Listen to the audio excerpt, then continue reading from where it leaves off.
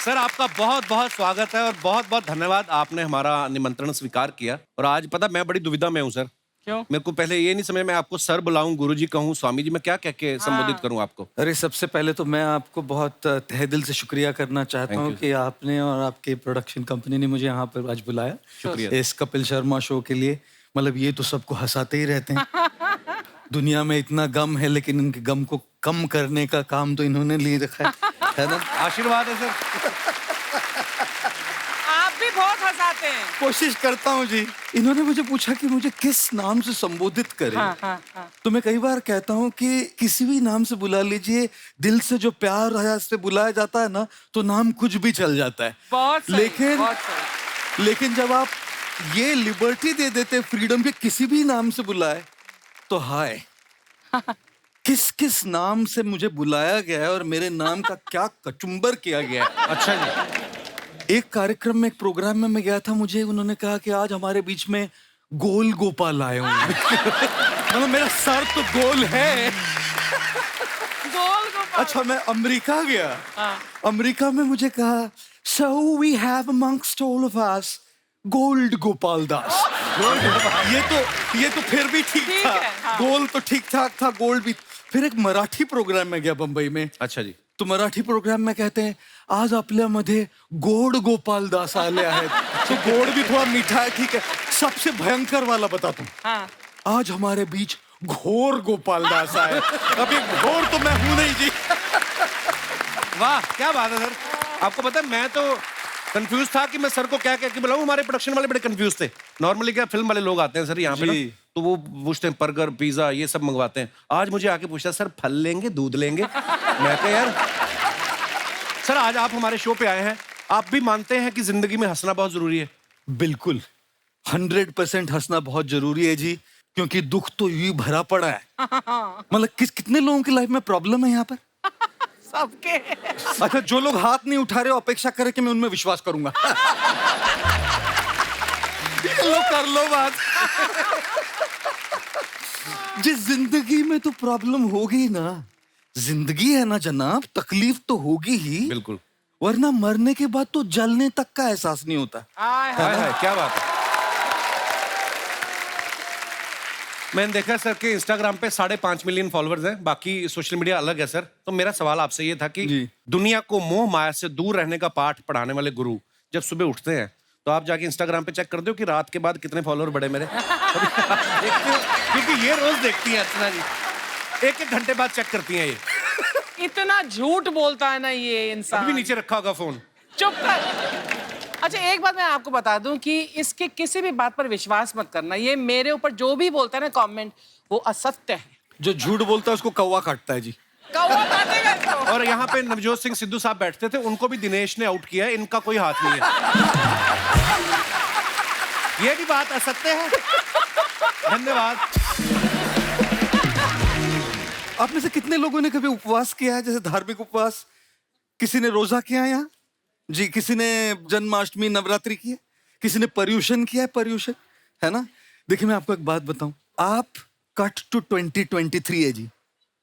आपको अगर 2023 में उपवास करना है ना, एक दिन बिना स्मार्टफोन के, बिना इंस्टाग्राम के, Very good. बिना व्हाट्सएप क्या के, हाँ। बिना फेसबुक के, बिना लिंक्डइन के, बिना ट्विटर के, बिना स्नैपचैट के, बिना गूगल के, बिना टिंडर के, एक दिन ऐसा उपवास करके दिखाइए, खुदा नीचे उतर के आएगा, बोलेगा बस कर पगले, रुलाएगा क्या?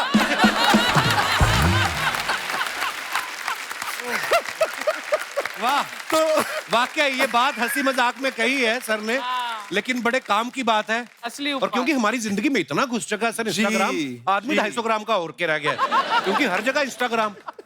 और यंग बच्चे तो हैं ही हैं, बहुत सारे लोग हैं जो नहीं हटते हैं। शूटिंग चल रही है, अलग से बीच में ब्रेक होती, मैडम अपना फोन लेके आ जाती, और सुनाइए फिर कैसे हैं आप? नहीं फिर मतलब हद हो गई है। मैं अपने शो का प्रमोशन करती हूँ कब। हाँ बड़ा प्रमोशन, बड़े आपके 4 करोड़ फॉलोअर है ना। इतना घमंड ना कर कपिल। नहीं घमंड मैंने कब किया? मैंने कभी कहा मेरे 44 मिलियन है? कभी नहीं कहा।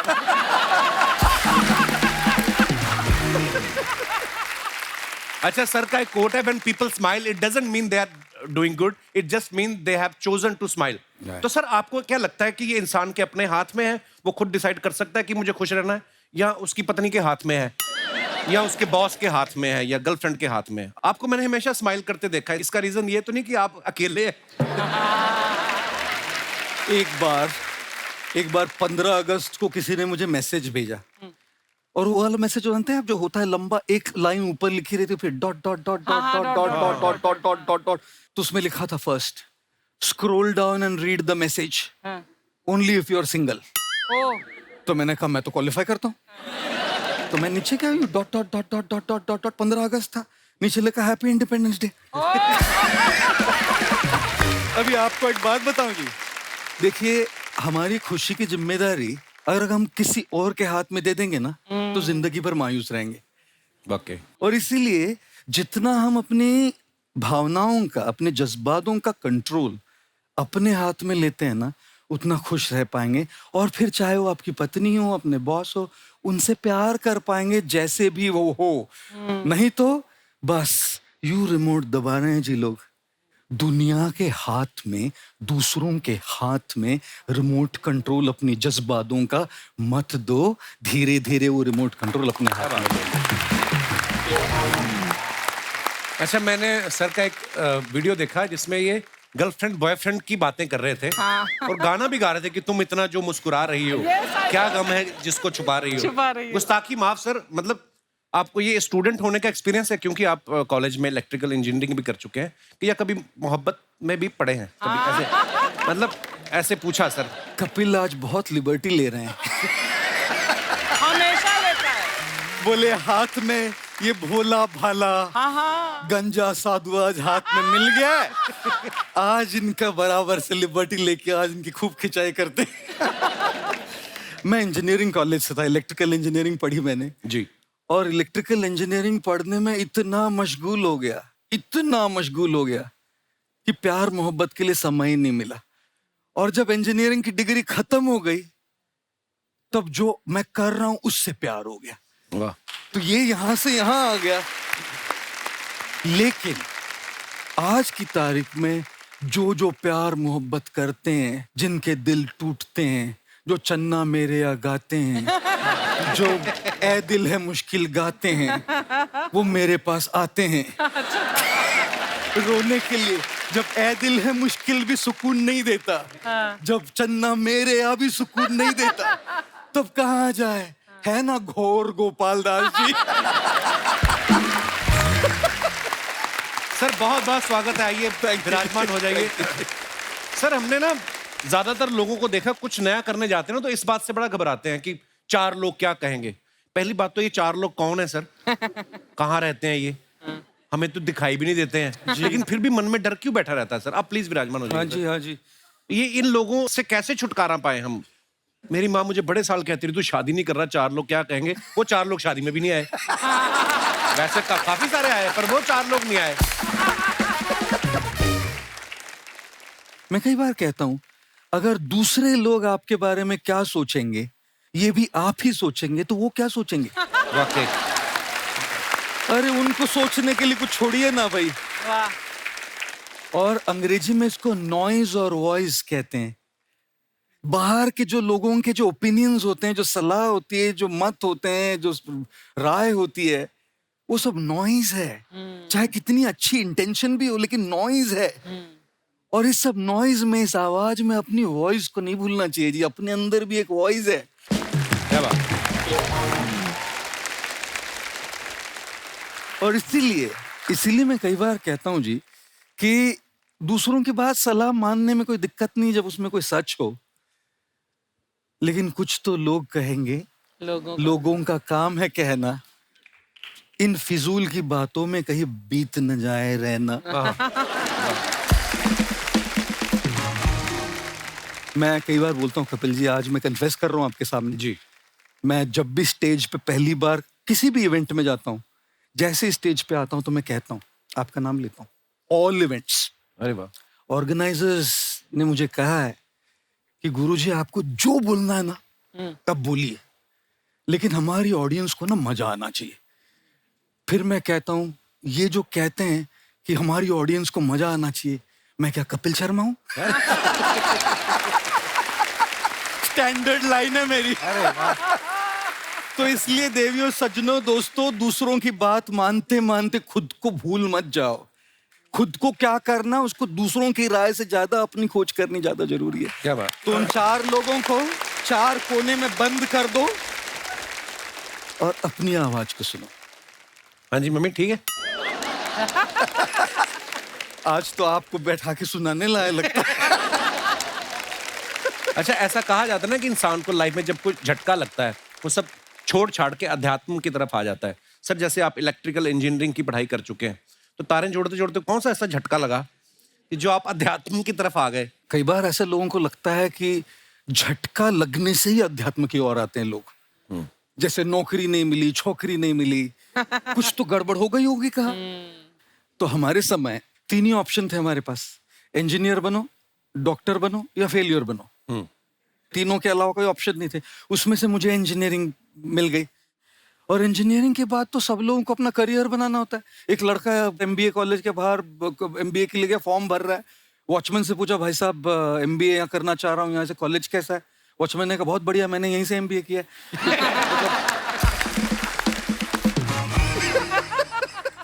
तो मेरे साथ इंजीनियरिंग करने के बाद ये नौबत तो नहीं आई।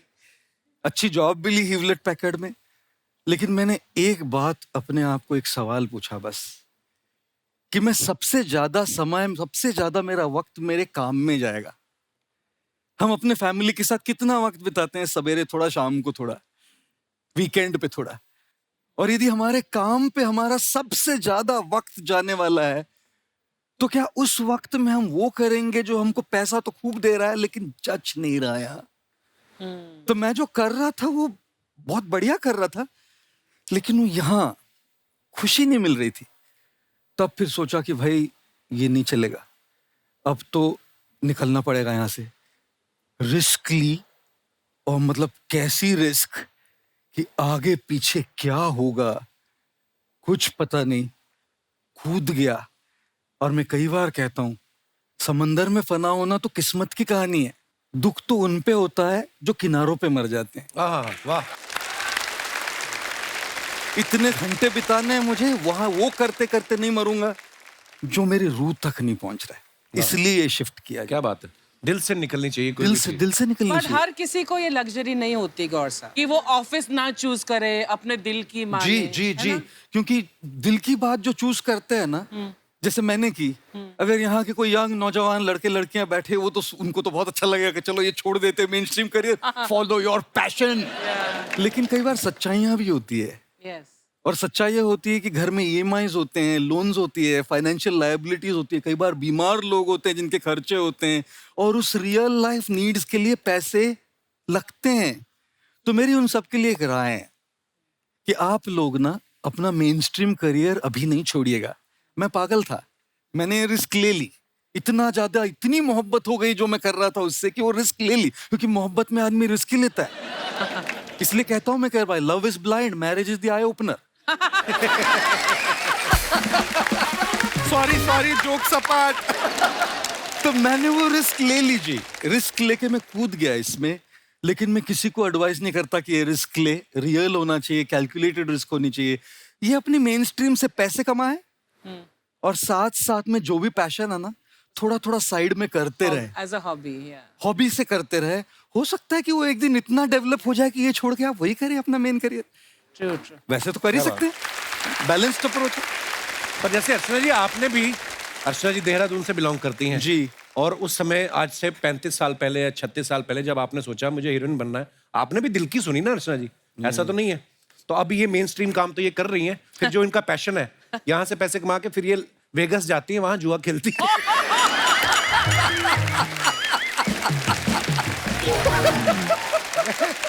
सर इनका ना रोज बदलता रहता कुछ ना कुछ। जैसे पहले तो ये फिल्मों में आ गई, इनको पता चला फेमस हो जाऊंगी मैं, ये वो पैसा कमाऊंगी। फिर इनको पता चला टीवी में भी पैसा है, फिर ये टीवी में आ गई। अब बीच में ये मुझे कह रही थी, कहती मुझे ना प्रवचन देने हैं। तो मैं क्या, उसके लिए आपके फॉलोअर भी होने चाहिए। कहती एक तो बन गया। मैं कहा कौन? कहती परमीत सेठी, इनके हस्बैंड है। तो वो आपके फॉलोअर नहीं, गुलाम और फॉलोअर में फर्क होता है। शुरू हो गया फिर से। अच्छा, जैसे सर आम आदमी को तो छोटी छोटी बात पे गुस्सा आता है, जी आपको कभी गुस्सा आता है? जी, मुझे ना ऐसे स्पॉटलाइट में डालते हैं हमेशा लोग कि आपको कभी डिप्रेशन होता है, आपको कभी गुस्सा आता है, आपको कभी लो लगता है, और मेरा हमेशा सवाल होता है उनसे, क्या मैं इंसान हूं? कोई भी अगर इंसान हो ना, तो इंसान के जज्बात होते हैं। मेरे हिसाब से लो लगना ये इतना ज्यादा प्रॉब्लम नहीं है, लो रहना वो ज्यादा प्रॉब्लम है। गुस्सा आना ये उतना प्रॉब्लम नहीं है, गुस्से में अनाप शनाप बक देना ये बड़ा प्रॉब्लम है। 25-26 साल में ये कहना कि मुझे गुस्सा नहीं आता जाती होगी, ये कहना कि मैं गुस्से में रिएक्ट नहीं करता ये सच्चाई होगी। मैंने अपने गुरुजी से एक बहुत बहुत बहुत वैल्यूबल एक शब्द, एक लफ्ज, एक वर्ड सीखा है। वो वर्ड है वेट। अच्छा।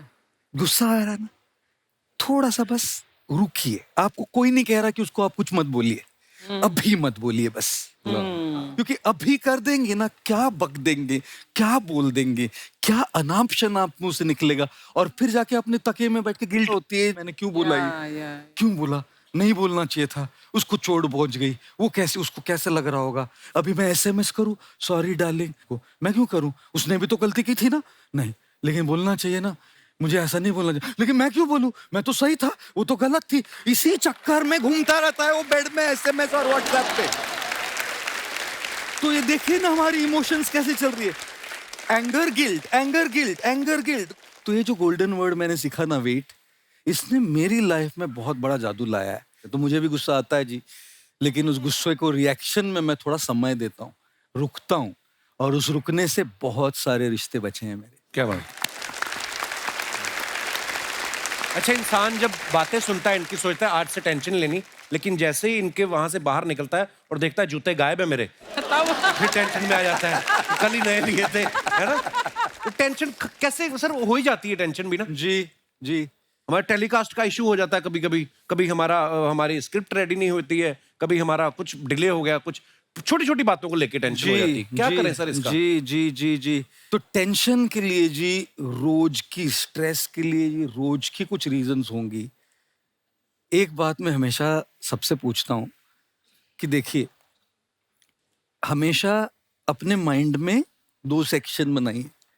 एक सेक्शन आपके हाथ में क्या है, कंट्रोल में क्या है, और दूसरा आपके हाथ में क्या नहीं है। अगर आपके हाथ में है तो उसकी प्रेशर और टेंशन लेनी चाहिए ना, तब तो सुलझेगा ना प्रॉब्लम। लेकिन अगर आपके हाथ में चीज नहीं है, उसकी टेंशन लेके तो आपकी सेहत खराब हो रही है, आपकी मेंटल हेल्थ खराब हो रही है, आपकी पीस खराब हो रही है, आपकी रिलेशनशिप्स खराब हो रही है। वो आपके हाथ में थी ही नहीं। देखिए, जो हमारे हाथ में नहीं होता, ओके। उसको बदलने की कोशिश करना तो बिल्कुल वैसा होता है जैसे दीवार पे जाके अपना सर पीटे, दीवार नहीं हिलेगी, सर को चोट पहुंचती है। हाँ, दीवार कब हिलेगी, जब कोई एकदम टिप्सी वाला होता है ना, वैसे वो एक बार आया मेरे पास एक, अच्छा। और पूछता है, गुरुजी आप बताइए 15 लीटर दूध पीने से ज्यादा शक्ति आती है कि 200 ml वोडका? तो मैंने कहा, भाई देख, मैंने तो कभी शराब पी नहीं है और न मैं पीता हूं, तो मैं तो दूध से जाऊंगा। 15 लीटर दूध में ज्यादा शक्ति है। बोला गलत गुरुजी। मैंने कहा कैसे? बोला 15 लीटर दूध पीजिएगा और जाइए और दीवार को लात मारी, सर से मारी, दीवार हिलेगी नहीं? हिलेगी। अब 200 ml बिना सोडा के वोडका पीजिए, उधर ही खड़े रही, दीवार अपने आप हिलने लगी।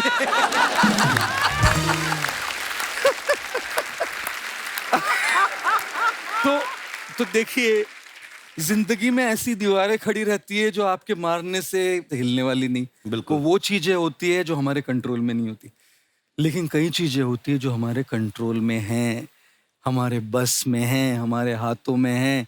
जो चीज हमारे हाथ में नहीं, उसको हमारे मन से भी निकाल देना चाहिए, और जो चीज हमारे हाथ में है, उसको हमारा मन का पूरा फोकस करके उसको बदलने की कोशिश करनी चाहिए। मुझे एक बात याद आ गई, एक आदमी था, बहुत पीता था वो, उसके सपने में भगवान आए, कहते तू बंदा बड़ा अच्छा है पर तू पीता बहुत है, कुछ तो तेरा करना पड़ेगा। तो 75 साल की उम्र में या तो तेरी याददाश्त जाएगी या तेरे हाथ कांपेंगे, बता क्या करें? तो कहता है हाथ कंपवा दो भगवान जी, याददाश्त ना जाए। कहता क्यों? कहता हाथ कांपेंगे तो ज्यादा से ज्यादा क्या हो जाएगा, एक पैग नीचे गिर जाएगा। अगर भूल ही गए बोतल कहाँ रखी है।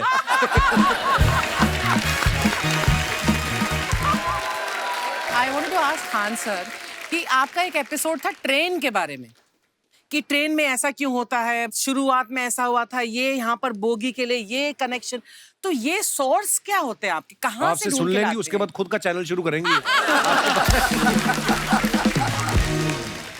कुछ चीजें तो ऐसे डायरेक्टली मिल सकती हैं, और नहीं तो वहाँ ऑन द स्पॉट जाके वहाँ पे पूछ लेते, जो वर्कर होते हैं ना, उन लोग को ज्यादा आइडिया रहता है उन लोग से, वो पूछ लेते हैं कि ये कैसे काम करता है, तो वो ज्यादा ऑन कोशिश करते हैं कि हम किसी चीज को खुद से अगर जाने रहेंगे तो ज्यादा अच्छे से डिलीवर कर सकते हैं। तो कई बार वहाँ यार्ड वगैरह में भी चले जाते हैं पता करने के लिए। लेकिन बहुत इंटरेस्टिंग था, हवाई जहाज पर भी बनाइए। आप कहती हैं तो एक उस पर भी बना ही देंगे। बहुत शुक्रिया जी। अच्छा सर, कई बार ना माँ बाप भी, जो मैं ये कहूंगा कि उनकी गलती होती है कि अगर अब बच्चा आपका 4-5 साल का है, आप शुरू से उसके मन में डालना शुरू कर देते हो कि ये तो इंजीनियर बनेगा। हो सकता है बाप इंजीनियर हो, वो चाहता है कि जरूरी तो नहीं है। अब मेरे पिताजी पुलिस में थे जी, मेरे मामा सब आर्मी में थे, मैं अकेला इस फील्ड में निकला है, मुझे ये चीज अट्रैक्ट करती थी। ये कहाँ तक सही है सर? जी, मेरे हिसाब से तो बच्चों पे कभी प्रेशर नहीं डालना चाहिए, लेकिन साथ ही साथ हमको ये भी देखना चाहिए कि जैसे अल्बर्ट आइंस्टाइन ने एक बहुत अच्छी बात बताई थी, अगर एक खरगोश हो, एक बंदर हो, एक हिरन हो, एक शेर हो और एक मछली हो, उन सब को आप एक कतार में खड़ा कर दीजिए और उन सब के लिए एक ही टेस्ट हो कि आप पेड़ पे सब लोग कैसे चढ़ पाए। बहुत खूब। ओके, अब सबको एक टेस्ट कैसे दिया जाए? मछली तो आत्महत्या कर लेगी सोच के कि मैं तो कोई पास ही नहीं होंगी, ये मछली कैसे पेड़ पे चढ़ेगी? राइट। लेकिन कई बार ऐसे हो गया ना कि एजुकेशन सिस्टम ऐसी बन गई कि बस ग्रेड्स हो गए, सब्जेक्ट्स पढ़ने हैं, Right. जो भी किया है, और वो भी जरूरी है, लेकिन वो करते करते बच्चों की जो इंटरेस्ट है, बच्चों की जो पैशन है, उसमें उनको एंकरेज करना बहुत ज्यादा जरूरी है। एक पिताजी एक बार अपने बेटे को ऐसा चाटा मारे जोर से, तो पड़ोसी ने पूछा क्यों मार रहे जी? बोला कल रिजल्ट है इसका। कल रिजल्ट? तो बोले रिजल्ट कल है ना साहब, तो आज क्यों मारने? कल बाहर गाँव जा रहा हूँ, कल का काम आज निपट के करता हूं। कहने का मतलब ये है कि आप देखिएगा कि अगर आप बच्चों को अपने कॉम्पिटेंस के हिसाब से नहीं देंगे तो ये चाटे ही खाते रहने पर फेल ही होते रहेंगे। बहुत खूब। ओके, अच्छा, विवेक सर का एक कहना है कि बच्चों का अगर 95% से ज्यादा मार्क्स आते हैं वो भी खतरनाक होते हैं। 75 से 85% वाले जो बच्चे होते हैं लाइफ में बड़ा अच्छा करते हैं। अच्छा। कभी किसी पेरेंट्स ने आगे कहा है कि आपकी वजह से मेरा 95% वाला बच्चा 75 पे आ गया? नहीं, बेसिकली 95%, देखिए स्कूल में जो पढ़ाई हो रही है, जो बताया, वो classroom based conceptual theoretical approach है, और उसमें बच्चे को क्या चाहिए, एक कॉन्सेप्ट होता है कि जिस सब्जेक्ट में 10 में से 3 आ रहे हैं उस पर फोकस करने की जगह वहां फोकस करो जिसमें 10 में से 7 आ रहे हैं, ताकि उसका सुपर स्पेशलिस्ट बने। पर वहां सब कुछ पोर किया जा रहा है, तो 95% के चक्कर में, 98% के चक्कर में अपनी ओवरऑल डेवलपमेंट कर नहीं पाता है। और ये पुराने पैटर्न्स के कारण हमारे यहाँ बच्चे डेवलप नहीं हो रहे हैं, और पैटर्न्स इतने मजबूत हैं। तो मैं ये लोगों को बोलता हूँ कि बच्चे को जो उसको आता है, जो उसको भाता है, जो बाजार चाहता है, जब इनका कॉम्बिनेशन बन जाता है तो बच्चा इतना सफल हो जाता है कि उसके मुकाबले कोई और खड़ा नहीं हो पाता। क्या बात है, बहुत अच्छी बात। मैं देखो, ये पुराने बिलीफ तोड़ने जरूरी हैं। आप जानते हैं गाय दूध देती है, यस नो? नो, गाय दूध नहीं देती, गाय का दूध निकालना पड़ता है। ये पुराना पैटर्न है भाई। ऐसे ही कामयाबी, सफलता अपने आप नहीं मिलती है, वो भी निकालनी पड़ती है। तो ये लाइफ में कुछ पाने के लिए हमारे को कुछ खोना पड़ता है। Would you agree with me, yes no? No, कुछ पाने के लिए कुछ करना पड़ता है, खोना नहीं पड़ता है। तो ये हमारे बड़े पुराने पैटर्न है जी, क्योंकि डर के आगे नहीं होती है जीत, डर के आगे दर्द होता है। उसके बाद सीखे तो फिर जीत होती है। पर चक्कर क्या है, हमारे पुराने पैटर्न बड़े सारे बने हुए हैं, और वही पुराने पैटर्न के चक्कर में कि जितनी चादर उतना पैर पसारो। क्यों पसारो? डबल बेड की चादर लाओ, नई चादर लाओ, पैर बाहर निकालो, आगे बढ़ो। So we got to break those patterns. आगे निकलिए, बेटर बिलीफ्स डेवलप करिए, आसपास अच्छे लोगों की संगत रखिए, पैटर्न्स को बदलेंगे, चीजें बदलेंगी। जैसे अर्चना जी आप कह रही थी ना कि रेलगाड़ी के ऊपर कैसे वीडियो बनाया खान सर ने, ये एजुकेशन के साथ साथ कोई गंभीर विषय के ऊपर या कोई देश के ऊपर कोई ऐसा कोई मुद्दा, कोई करंट टॉपिक चल रहा है, उसके ऊपर भी वीडियो बनाते हैं। Yes, I've seen अब मैंने सुना है कि आपको कोई धमकी वमकी, किसी हमला भी हुआ आपके ऊपर, है? क्या हुआ था वो? बम मार दिया था सर। हैं? आपके घर पे? हाँ, मेरे कोचिंग इंस्टीट्यूट पे 8-10 ठो फेंक दिया सब। क्यों? एक्चुअली हम पढ़ाई जो क्लासेज है तो उसके हम बहुत कम फी लेते हैं, नॉमिनल। अभी भी कोई लड़का क्लास करना चाहता है, पूरा सब्जेक्ट 200 में कर लेता है, फीस ही हो पूरे सिलेबस की। 200 रुपए? हाँ, तो बाकियों को थोड़ा सा प्रॉब्लम आने लगा ओह, और हमको समझाएं, हम कहें हमको क्या दिक्कत है, क्योंकि बहुत सारे लड़के जब हम लोग अपने स्टूडेंट लाइफ में थे, इंटरमीडिएट क्रॉस किए थे, तो हमारे साथ के कुछ लड़के पढ़ने के लिए चले गए थे दिल्ली, उनको यूपीएससी निकालने के लिए चले गए थे, हालांकि जो गए थे उनमें किसी का नहीं हुआ। तो हम लोग ना उनको जब स्टेशन छोड़ने आए थे, बड़ा भारी मन से हम लोगों ने विदा किया कि इन लोग के गार्जियन कितने पैसे वाले हैं, इन्हें भेज दिए वहां, हम लोग के नहीं भेज सकते थे। तो ऐसे लाखों स्टूडेंट है जिनके गार्जियन नहीं भेज सकते। इनका मतलब गरीब होना कोई अपराध नहीं है, उसे कोई पढ़ाई से नहीं रोक सकता। बिल्कुल।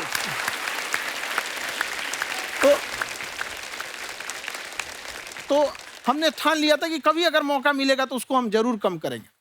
तो इस साल हमको मौका मिला, तो वो जो टफेस्ट एग्जाम है इंडिया का यूपीएससी, उसकी 2.5 लाख की फीस को हम 7,500 में कर दिए। और सेम बहुत बढ़िया, वेरी गुड। बहुत अच्छे। और इंडिया के सबसे बेस्ट टीचर के साथ जो भी हैं वो अपने सब्जेक्ट में उससे बेस्ट इंडिया में कोई नहीं। और इतना के बावजूद ऐसे हम लोग को लगता होगा 7,500 बहुत कम है। एक लड़की ने कहा कि सर शाम वाले बैच को ना मॉर्निंग में कर दीजिए। हम कहे बाबू तो इतना सबके इंडिविजुअल से तो बैच ट्रांसफर नहीं, क्या प्रॉब्लम है? उसने कहा ना शाम में हमको दूसरे के यहाँ बर्तन मांजने जाना होता है। तो हम लोग को लगता है कि जितना ये तकलीफ इससे कई गुना ज्यादा है। और कई बार तो ऐसा लगता है कि वो भी ना ले। एक लड़का बेचारा नदी से बालू निकालता था और वो बालू को भरता था, फिर नाव बालू को किनारे लेके बेचती थी, और वो बालू भरता था, उससे मेरी फीस ले आया। हमारा हाथ कांप गया, हम कैसे फीस ले लेंगे यहाँ पर। बहुत बढ़िया। उसी दिन हमने ये प्रण लिया था कि भारत का कोई भी बच्चा उसके सफलता में पैसा उसकी बाधा नहीं बनेगी, चाहे उसको जितना भी पढ़ना रहे यहाँ पर। क्या बात। बहुत खूब। और अर्चना जी, मैं इनके बारे में एक बात, खान सर आपके बारे में मैं एक बात कहना चाहता हूँ। इनका जो स्टार्टअप है ये बूटस्ट्रैप्ड है। अच्छा। मैं साधारण भाषा में बता देता हूँ, ये सेल्फ फंडेड है। इन्होंने अभी तक किसी और से पैसा नहीं लिया है, ये इन्वेस्टर के पैसे से नहीं, इन्होंने खुद इसको बिल्ड किया है। और बल्कि इतना स्ट्रॉन्ग स्टार्टअप है ये कि मैं कहूंगा कि अगर इन्वेस्टर्स को इन्वेस्ट करना हो तो मैं इंडोर्स करता हूँ ऐसे स्टार्टअप्स को। यही सब चीजों को देखते हुए कई लोगों ने धमकी भी दिया था वहां पर। अच्छा। और उसके बाद बम चला दिए, और 7-8 बम चला दिए, और कुछ ब्लास्ट हुआ। एक बेचारा नया लड़का आया था एडमिशन लेने के लिए, उसकी स्कूटी उड़ा दिया। वो आया था, कहा कि सर हम तो पढ़ने आए थे, हमारा स्कूटी उड़ गया। हमारी ऑफिस उड़ा दिए सब। एक तो पास में आके गिरा, और नहीं फटा वो।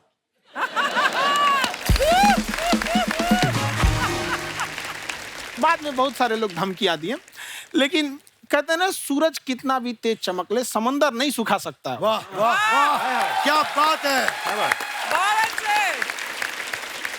मैम एक्चुअली ये फीस कम करने का एक और रीजन है। 2.5 लाख 3 लाख की जो फीस में सब लोग पढ़ाई एफोर्ड नहीं कर पाते, इसलिए वो कुछ ही लोग एफोर्ड कर पाते हैं, तो उनका मेंटल लेवल तो बहुत ऊपर चला जाता है। लेकिन एक पूरे देश का मेंटल लेवल थोड़ा सा स्टेबल नहीं हो पाता। तो जब फीस कम रहेगी तो हर वो लड़का तैयारी करने के लिए आगे आएगा जिसका सपना है देश के लिए कुछ करने का। सीटें लिमिटेड हैं, उन्हें को मिलेगी, लेकिन जिन्हें नहीं मिलेगी उसे मिलेगा देश का एक जिम्मेदार नागरिक। तो इस देश को बदलना। क्या बात है। हम लोग विश्व गुरु कहे जाते थे, क्यों? क्योंकि दुनिया से लोग हमारे यहाँ पढ़ने आए थे। चाइना से ह्वेनसांग आया, फायान आया, आज कोई नहीं आता है। हम लोग का उद्देश्य एक समय आएगा जो फिर आएंगे यहाँ पढ़ने के लिए। क्या बात है सर। पर आप देखो अर्चना जी, सबसे ज्यादा आईपीएस आईएएस बिहार से निकलते हैं। आप Yes, देखो पढ़ाई लिखाई में पॉलिटिशियन बहुत बड़े बड़े निकले हैं। तो ऐसा नहीं है, हर जगह ऑप्शन भी नहीं है वहाँ पे, इंडस्ट्री नहीं है, खेती करेगा तो कोई खास वो नहीं रहे, ऑप्शन भी नहीं है। सही बात है।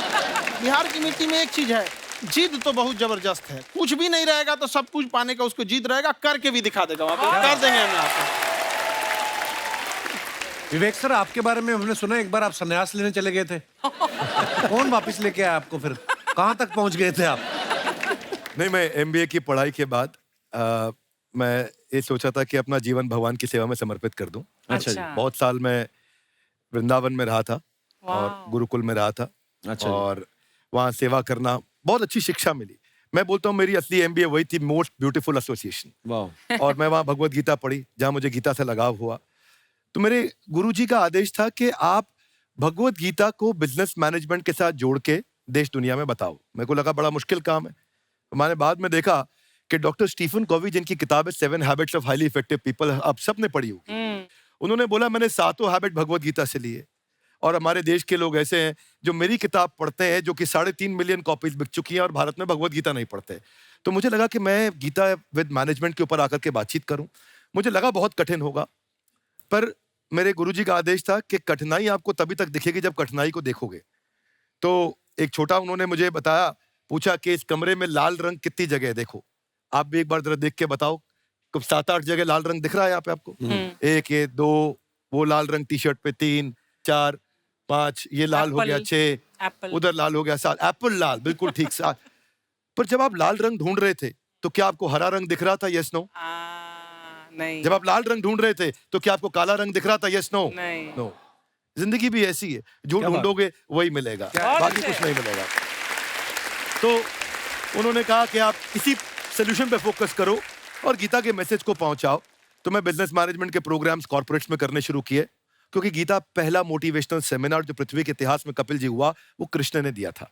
पहले मोटिवेशनल स्पीकर इस पृथ्वी के इतिहास के कृष्ण थे, जिन्होंने अर्जुन को रणभूमि में मोटिवेट किया था। बड़ी पेशेंस कृष्ण ने अपने लीडरशिप क्वालिटी से दिखाई। वो मुझसे मुझे बड़ा इंस्पायर किया, वो चर्चा ने इंस्पायर किया, वो डिस्कशन ने इंस्पायर किया। तो उस डिस्कशन को मैं आज भी लेके चलता हूं अपने साथ। खान सर, हमने सुना है आप 5 स्टार में रुके थे कल, और नीचे जाके वड़ा पाव खाने गए आप रेहड़ी पे। एक्चुअली क्या है ना कि वहाँ जो चीजें सीखने को मिलती है ना, खाली पेट और खाली जेब इंसान को जो सिखाते हैं वो किसी यूनिवर्सिटी कॉलेज में नहीं सिखाया जाता। और गरीबी बड़ा बेशरम चीज होती है। तो कहते हैं कि मौत भी तू जल्दी आया कर गरीब के घर में। कफन का पैसा भी खर्च होता है दवाइयाँ खरीदते खरीदते। हाय हाय हाय, क्या बात है। और खान सर की खासियत ये है कि जिसको तो पढ़ना है, जिसको एजुकेशन चाहिए, वो तो इनका वीडियो देखते हैं। लेकिन वैसे भी कई लोग, जैसे अर्चना जी बात करी थी, कहती मैंने जब देखना शुरू किया तो मैंने बैक टू बैक इतने सारे वीडियोस देखे, क्योंकि आपका जो तरीका जो बोलने में, एक तो इनकी जो टोन है पढ़ाने में, और साथ साथ में जो ह्यूमर आता रहता है, तो उसकी वजह से और भी इंटरेस्टिंग हो जाते हैं आपके वीडियो। शुरुआत में हम लोग जब स्टूडेंट लाइफ में थे, या हम कई स्टूडेंट को भी देखते हैं, वो बेचारे जब थक जाते हैं तो आपका शो देखने लगते हैं। तो शुरू में हमको लगता था जब कि अरे ये हमारी पढ़ाई उसके लिए है, लेकिन पढ़ाई में थक जाता है, शो देख के नहीं थक जाता है। हाँ। तो हमने सोचा दोनों को मिक्स कर देते हैं। तो हमने उसको, और आज आपको पता नहीं, हमने भी यही किया है। मिक्स करने। हमारे एजुकेशन सिस्टम में 2 कमी है। एक एजुकेशन की, दूसरा सिस्टम की।